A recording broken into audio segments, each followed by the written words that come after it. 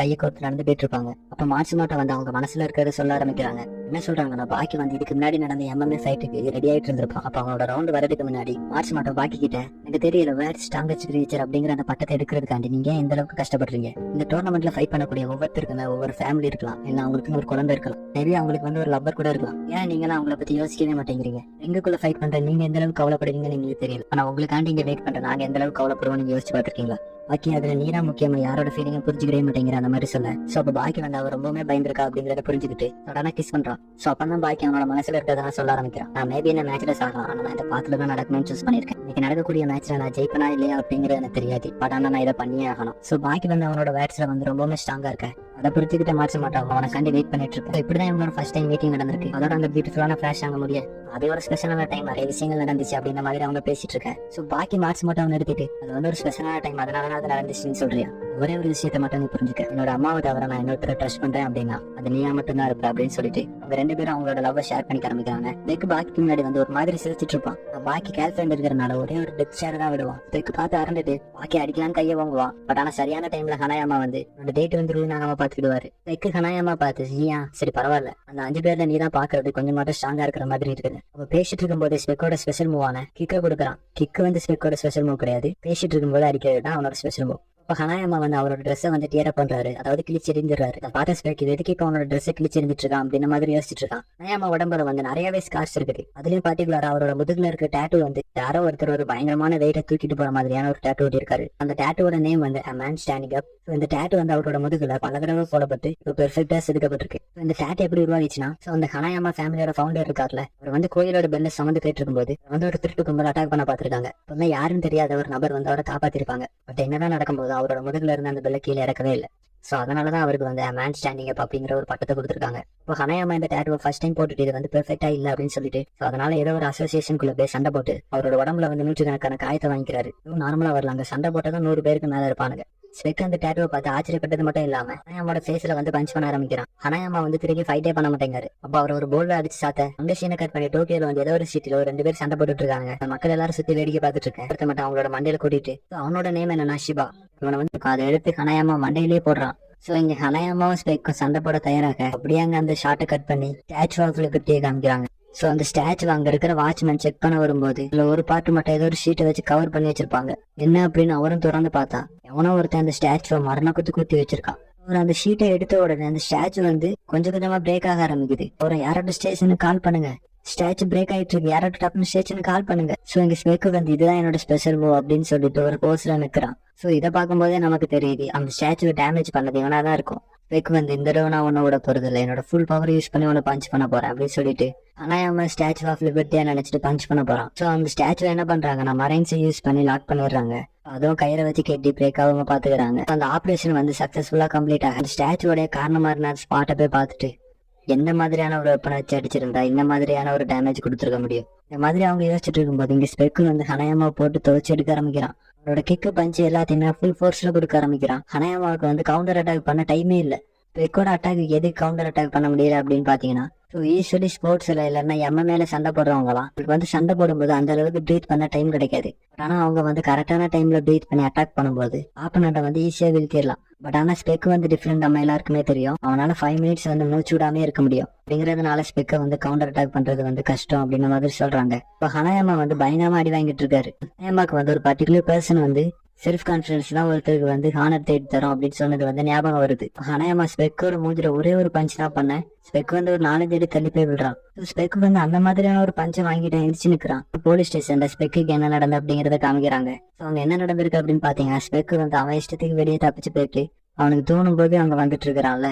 So அவனை control பண்றதுக்காண்டி ஒரு special police team arrange பண்ணி வந்து மொத்தம் 20 பேர் இருப்பாங்க. அவங்க யூஸ் பண்ற அவுட்ஃபிட் வந்து இருக்கிறதுலே ரொம்ப ஸ்ட்ராங்கானது. அந்த அவுட்ஃபிட்ல வந்து ஒவ்வொரு பாட்டுமே பார்த்து செய்யப்பட்டிருக்கு. அவங்க யூஸ் பண்ற கண்ணுமே ரொம்பவே ஸ்பெஷலானது. ஆட் ரேஞ்சில தான் வந்தாலும் அடித்து தம்சம் பண்ணிடும். அந்த குரூப்ல ஸ்பெக் கிட்ட விட்டு எந்த அளவுக்கு ஸ்ட்ராங்கா இருக்காங்க அப்படின்னு செக் பண்ணி பார்த்தா அவங்க வந்து அந்த கன்னு ஸ்பெஷல்னு சொல்லியிருப்பாங்க. அந்த கன்னு வந்து ஸ்பெக்கு வந்து அந்த அளவுக்கு டேமேஜே கொடுக்கல. யூஸ் பண்ற ஹெல்மெட் வந்து இருக்கிறதுல ஸ்ட்ராங்கான ஹெல்மெட் அப்படின்னு சொல்லியிருப்பாங்க. ஆனா பார்த்தா ஸ்பெக் வந்து ஒரே பஞ்சில நசுக்கி விட்டுறான். அப்ப 4 பேர் சேர்ந்து அட்டாக் பண்ண ஆரம்பிக்கிறாங்க. அப்ப ஸ்பெக் வந்து ஒரு பீஸ்ட் மாதிரி அவங்க 4 பேருமே பந்தாடுறான். இங்க இருக்கிற போலீஸ் எல்லாம் அயன் பாலை வச்சு சுட்டுமே அவனுக்கு வந்து ஒரு எஃபெக்ட்டுமே இல்ல. சோ அந்த டீம் வந்து 2 நிமிஷம் கூட தங்கல. அப்ப அந்த இன்ஸ்பெக்டர் வந்து நெக்ஸ்ட் டைம் அவன் திரும்பி வந்தானா எனக்கு வந்து ஹெவி ஆர்மரிஸ் தான் யூஸ் பண்ணணும் அப்படின்னு மாதிரி சொல்றாரு. ஸ்பெக் வந்து அவனோட பஞ்சை யூஸ் பண்றது மூலமா காடையே கொள்ள முடியும் அப்படின்ற மாதிரி சொல்லியிருப்பான். ஆனா இப்ப ஹனாயாமா வந்து காடை விட பயங்கரமா உருவாகி ஸ்பெக் வந்து லிட்டர் ஒரு பஞ்சில பந்தாட ஆரம்பிக்கிறாரு. ஒன்னா ஸ்பெக்கை பார்த்து உனக்கு என்ன வேணுமா அப்படின்ற மாதிரி கேட்கும்போது நான் இந்த மாதிரி என் வாழ்க்கையில இதுக்கு முன்னாடி சந்தோஷமா இருந்ததே இல்லை அப்படின்னு மாதிரி சொல்லுவான். ஸ்பெக்கை வந்து மறுபடியும் அடிச்சு போட்டு என்ன வேணுமா அப்படின்ற மாதிரி கேட்கும்போது இல்ல வேணாம் என்ன விட்டு அப்படின்ற மாதிரி சொல்லிட்டு ஸ்பெக்கு போலீஸ் ஸ்டேஷன்ல இருந்து வரும்போது நிறைய புல்லட்ஸ் வந்து கிராப் பண்ணிட்டு வந்திருப்பான் போல. அதை ஹனாயாமாவோட வாயில வச்சு அவரோட தாடியிலேயே ஒரு பஞ்ச் பண்ணி அந்த புல்லட்டை வந்து பிளாஸ்ட் பண்ண வச்சிருவோம். அந்த இடத்துல வந்து பயங்கரமான ஒரு பிளாஸ்ட் நடக்கிற மாதிரி காமிக்கிறாங்க. ஹனாயாமாவும் அது என்ன சவுண்ட் அப்படிங்கிற மாதிரி திரும்பி பாக்குறாங்க. இந்த இடத்துலதான் ஹனாயாமா வந்து எந்த அளவுக்கு ஸ்ட்ராங் ஆனாரு அப்படிங்கறத ப்ரூவ் பண்றாரு. அவரோட வாயில புல்லட் பஸ்ட் ஆகி சின்ன இல்லாம போன பிறகும் கூட ஸ்பெக் அடிச்சு நாக் அவுட் பண்றாரு. ஸ்டேஷன்ல அப்பதான் புல்லட் காணும் அப்படிங்கறதே தெரிய வருது. கேட்ட இன்ஸ்பெக்டர் வந்து அவர் கீழ அதிகாரியை போட்டு கத்திக்கிட்டு இருக்காரு. நான் எப்படி எனக்கு மேல இருக்கவங்க போய் ரிப்போர்ட் பண்ணுவேன் மாதிரி அந்த இன்ஸ்பெக்டர் இங்க புலம்பிட்டு இருக்கும்போது அந்த இடத்துக்கு ஒரு போலீஸ் வந்து ஸ்பெக் திரும்பி வந்துட்டான் அப்படின்ற மாதிரி ரிப்போர்ட் பண்றாரு. சோ என்ன அப்படின்னு பார்த்தா ஹனாயாமா ஸ்பெக் நாக் டவுன் பண்ணி போலீஸ் கிட்ட ஒப்படைக்க ஹனாயாமாவோட ஃபேஸ பார்த்த இன்ஸ்பெக்டர் இருந்து ஆட்டையை போட்டு போன ஆமாவை இவனுக்கு எதிராக தான் யூஸ் பண்ணிருக்கேன் அப்படின்ற மாதிரி அவன் புரிஞ்சுக்கிறாரு. ஹனாயாமாவுக்கு அடிப்பட்ட இடத்துல கொஞ்சம் மருந்து போட்டு விட்டுட்டு அவரை கொண்டு போய் சேஃபா வீட்டுல விடுறதுக்கு கட்டைகிறா அப்படிங்கிற ஒரு போலீஸையுமே அரேஞ்ச் பண்ணி விடுறாங்க. அந்த இன்ஸ்பெக்டர் ஹனாயாமாவுக்கு கிரீட்டிங் சொல்லி அனுப்பி வைக்க யாரோ பின்னாடி இருந்து இழுக்கிற மாதிரி தெரியுது. அது மட்டும் இல்லாம கார் ஸ்டார்ட் பண்ணி மூவ் பண்ணலாம் அப்படின்னு பார்த்தா கார் மூவ் ஆக மாட்டேங்குது. அந்த சீன் வந்து அங்க பிளாஷ் அவுட் ஆக அங்க என்ன நடந்திருக்கும் அப்படிங்கறது நம்மள யாருக்குமே தெரியாதனால இந்த இன்சிடென்ட் பார்த்ததுல கடைகிற மட்டும்தான் உயிரோடு இருக்காரு. மத்த எல்லாரையுமே ஸ்பெக் வந்து கொண்டிருப்பான். இந்த இடத்துல என்னென்ன நடந்துச்சு அப்படின்னு ஒவ்வொன்னா சொல்ல நமக்கே ஆச்சரியமா இருக்கும். ஸ்டேஷன்ல அடைச்சு வச்சிருந்த ஸ்பெக் வெளியே வந்த பிறகு இருந்த போலீஸ் எல்லாரையுமே கொண்டுட்டு இவங்க போக இருந்த காரை சீஸ் பண்றான். அப்புறம் காரை கவுத்து கொட்டது மட்டும் இல்லாம ஹனாயாமாவோட ஃபேஸ்ல ஒரு இரும்பு ராட வச்சு அடிக்க ஆரம்பிக்கிறான். ஹனாயாமா திருப்பி பஞ்ச் பண்ணலாம் அப்படின்னு முயற்சி பண்ணும்போது ஸ்டேஷனுக்குள்ள இருந்து வரும்போது நிறைய கன்ஸ் எடுத்துட்டு தான் வந்திருப்பான். அந்த கண்ணை யூஸ் பண்ணி ஹனாயாமாவோட முடியிலே சுட ஆரம்பிக்கிறான். அவர் நடக்க முடியாம கீழே விழும்போது அவரோட கையை கேட்ச் பண்ணி தலையில மிதிச்சு கழுத்தை உடைக்க ட்ரை பண்றான். ஒரு செகண்ட்ல ஹனாயாமா வந்து டெத் ஆயிட்டாரான்னு கூட நமக்கு தோணும். இந்த மாதிரி ஹனாயாமா அடிவாங்க இது வரைக்கும் விளையாடுனது போதும் அவரை கொண்டுலாம் அப்படின்னு முடிவு பண்ண ஸ்பெக் அவரோட வாயில கண்ணை வச்சு மண்டைக்கு பாயிண்ட் பண்ண அந்த கண்ணை ட்ரிகர் பண்ண ஸ்பெக்கு அதிர்ச்சி தர மாதிரியான ஒரு விஷயம் நடக்குது. அவரோட சீக் வந்து ஃபுல்லா ஓப்பனா தானே இருக்கும். யூஸ் பண்ணி அந்த புல்லட் வெளியே ரிலீஸ் பண்ணிடுறாரு. இந்த டைமிங்கை யூஸ் பண்ணி ஹனாயாமா அவரோட ஜாப்பனீஸ் டெத் மேட்ச் கொடுக்குறாரு. வந்து ஸ்பெக் அவ்வளவு நேரம் ஒளிச்சு வச்சிட்டு இருந்த ஒரு வெப்பனை யூஸ் பண்றான். வந்து ஹனாயாமாவை நோக்கி ஸ்பெக் வந்து ஸ்டன் கிரனேட் தூக்கி வீசுறான். இந்த கிரனேட் வெடிக்கும் போது அதிகமான சவுண்ட் வெளிச்சமும் வெளியே வரும். இதுவே நார்மலான பீப்புளா இருந்தாங்கன்னா நேரத்தை கான்சியஸ்ல இருப்பாங்களா அப்படின்னு கூட நமக்கு தெரியாது.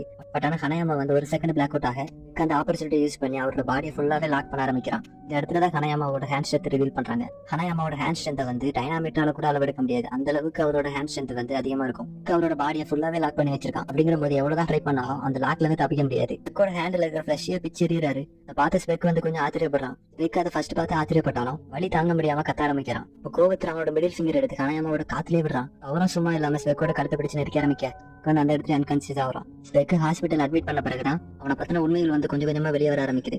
அவனோட கண்டிஷனை ஃபர்ஸ்ட் பார்த்தா ரொம்பவே சூம்பி போய் அவனோட எலும்பு தெரியற அளவு பாடி வந்து லீனா இருக்கு. அப்பதான் அவனை செக் பண்ண டாக்டர் வந்து ஒரு விஷயம் சொல்றாரு. இப்ப நீங்க அட்மிட் பண்ணும்போது இவனை பாக்குறதுக்கு 50 வயசு உள்ள ஆள் மாதிரி தான் இருந்தான். ரியாலிட்டியில அவனோட வயசு வந்து 97 இருக்கும் அந்த மாதிரி சொல்ல. ஸ்பெக் வந்து அட்மிட் ஆகி 5 நாள் ஆகுது. அந்த 5 நாள் அவனோட பாடி ஸ்ட்ரென்த்தை வந்து கொஞ்சம் கொஞ்சமா லூஸ் பண்ணிட்டு இருந்திருக்கான். அப்படியே ஒரு வீக் கம்ப்ளீட் ஆன பிறகு அவன் வந்து வயசான மாதிரி தெரிய ஆரம்பிச்சிருக்கான். பக்கத்துல வந்து ஒரு அசிஸ்டன்ட் இருப்பான். இதுக்கு முன்னாடி இந்த மாதிரியான கேஸ் இருக்கா அப்படின்ற மாதிரி கேட்க அதுக்கு அந்த டாக்டரும் அபிஷியலா ஒண்ணுமே இல்ல அன் அபிஷியலா ஒண்ணு இருக்கு. அப்பதான் அது என்ன இன்சிடென்ட் அப்படிங்கறத சொல்ல ஆரம்பிக்கிறாரு. 1976 ஜாக்லி அப்படின்னு ஒருத்தர் இருந்தான். அவன் வந்து கலிபோர்னியால இருக்கிற ஒரு கடல்ல 30 வருஷமா ஒரு ஷிப்பை தேடிட்டு இருந்தான். அந்த ஷிப் கடல்ல முழுகின வருஷம் என்னன்னு பாத்தீங்கன்னா 1844 முழுகின கப்பல் வந்து வெஸ்ட்ல இருந்து வந்தது. இதுக்கு அந்த ஷிப்பை 30 வருஷமா தேடணும் அப்படின்னு பாத்தீங்கன்னா ஷிப்ல வந்து 16 பில்லியன் மதிப்புள்ள கோல்டு இருக்கும் அப்படின்னு நம்பப்படுது. ஒரு 30 வருஷமா தேடி எப்படி அந்த ஷிப்பை கண்டுபிடிக்கிறாரு, இந்த மாதிரி ஒரு ட்ரெஷர் கண்டுபிடிச்சிருக்காரு அப்படிங்கிறது தெரிஞ்ச பிறகு இருந்து இன்டர்வியூ எல்லாம் எடுக்க வராங்க. இந்த ட்ரெஷரை கண்டுபிடிச்ச கொஞ்ச நாள்லயே மர்மமா இறந்து போறாரு. எல்லாருமே ஃபர்ஸ்ட் பணத்துக்காண்டி தான் அவரை யாரை கொண்டுட்டானுங்க அந்த மாதிரி நினைச்சாங்க. டாக்டர் செக் பண்ணி பார்த்த பிறகுதான் அவர் வந்து வயசாகி இறந்திருக்காரு அப்படின்ற மாதிரி சொல்ல எல்லாருமே ஷாக் ஆகுறாங்க. ஏன்னா அவர் பாக்குறதுக்கு வந்து ஒரு 30 வயசு உள்ள ஆள் மாதிரி தான் இருப்பாரு. மட்டும் இல்லாம அவர் அந்த ட்ரெஷரை கண்டுபிடிச்சு வெறும் 14 நாள் தான் ஆகுது. இது உண்மைதானா அப்படிங்கறத அவரோட பெர்த் சர்டிபிகேட் வச்சு செக் பண்ணி பார்க்கும்போது இது உண்மைதான் அப்படிங்கிறது வேர்ல்டு ஃபுல்லா தெரிய வருது. அந்த டாக்டரும் இங்க நடந்த விஷயத்துக்கு இதை விட ஒரு பெட்டர் எக்ஸ்பிளனேஷனால கொடுக்க முடியாது அப்படிங்கிற மாதிரி சொல்ல அந்த சீன் வந்து அங்க எண்டாகுது. அப்பதான் பாக்கிக்கு அவனோட ஸ்கூல்ல வந்து டெஸ்ட் நடந்துட்டு இருக்கும். அந்த ஹாலை இன்ஸ்பெக்ட் பண்ணிட்டு இருந்த டீச்சர் பாக்கி எதுவுமே எழுதாம சும்மா உட்காந்துட்டு இருக்கிறத பார்த்துட்டு நீ வந்து ஃபிட்னஸ்ல நல்லாவே ஸ்கோர் பண்ணிருக்கேன்னு கேள்விப்பட்டேன். நீ ஏன் ஸ்கூல்ல குயிட் பண்ணிட்டு ஒலிம்பிக் கண்டினியூ பண்ணக்கூடாது அப்படின்ற மாதிரி சொல்ல கிளாஸோட இவங்களே தான் பார்த்துட்டு இருப்பானுங்க. இந்த பார்க்காம உங்க பேப்பரை பாருங்கடா அந்த மாதிரி சொல்ல நம்ம டெஸ்ட் கண்டினியூ பண்ண ஆரம்பிச்சிருவானுங்க. அப்பதான் பாக்கிக்கு அட்வைஸ் பண்ண ஆரம்பிக்கிறாரு. ஸ்கூல் வந்து எதை வச்சு பில் பண்ணிருப்பாங்கன்னு நினைக்கிறேன் அந்த மாதிரி கேட்க அவன் வந்து எதுவுமே சொல்ல மாட்டான். அவனோட மண்டையில கூட்டிட்டு பாக்கி இதை மட்டும் கரெக்டா புரிஞ்சுக்க வேல்டு வந்து வெறும் மசில் பவரை வச்சு மட்டுமே ஓடுறது இல்ல, பிரெயின் பவரை யூஸ் பண்றது மூலமா தான் ஓடுது. இவ்வளவுதான் ஃபாஸ்டா ஓடினாலும் ஒரு மோட்டார் சைக்கிளை உன்னால மிந்த முடியாது. இவ்வளவுதான் ஃபாஸ்டா ஸ்பின் பண்ணாலும் ஒரு போட்டை உன்னால மிந்த முடியாது மாதிரி அவர் சொல்லிக்கிட்டே இருக்க நான் ஒரு சில பேரை கேள்விப்பட்டிருக்கேன். இங்க வந்து காட்டுல வாழ்ற மிருகத்தையே கொள்ற அளவுக்கு திறமையானவங்க. ஏன்னா உங்க அப்பாவை பத்தி பேசுறியா? கீழே போல்ட் ஸ்ப்ரிங்க வச்சு துருனா கூட அவரால் இந்த கிளாஸ்க்குள்ள வர முடியாது அந்த மாதிரி சொன்னது மட்டும் இல்லாம அப்படியே புலம்பிக்கிட்டே போயிட்டு இருப்பாரு. பார்த்த பசங்க இவரை யாராட்டும் நிறுத்துங்க அந்த மாதிரி யோசிச்சுட்டு இருப்பானுங்க. கொஞ்சம் கூட எதிர்பார்க்காத மாதிரி டோயில கீழே இருந்து குதிச்சு இந்த கிளாஸ் ரூம்குள்ள வரான். டோயில பார்த்த பாக்கி வந்து அளவே ஆரம்பிச்சிருவான். இவ்வளவு நேரம் அந்த டீச்சர் வந்து பாக்கியை ஸ்கோல்ட் பண்ணிட்டு இருந்திருப்பாரு. பாக்கி டோயில அட்டாக் பண்றதோட இந்த எபிசோட் வந்து எண்ட் ஆகுது.